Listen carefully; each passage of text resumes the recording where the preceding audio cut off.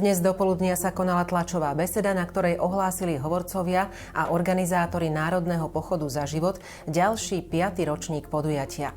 Bude sa konať 20. septembra v Bratislave.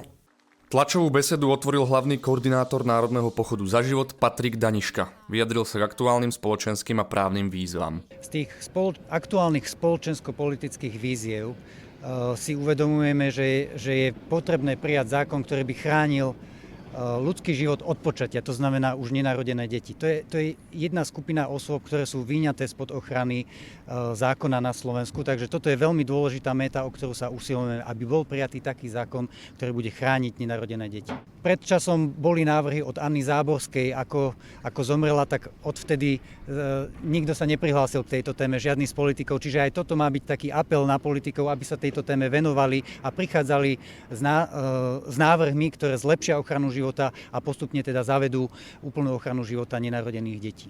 Na tlačovej besede vystúpil aj biskup Jozef Haľko, ktorý je poverený konferenciou biskupov Slovenska. Hovoril o zázraku počatého života. Ak by som to tak mal vyjadriť, tak som svojim rodičom naozaj veľmi vďačný za to, že ma počali, že ma prijali, že ma vychovali a že môžem žiť na svete a môžem sa tešiť na to, že raz budeme mať plnosť identity Božích detí v nebeskom kráľovstve.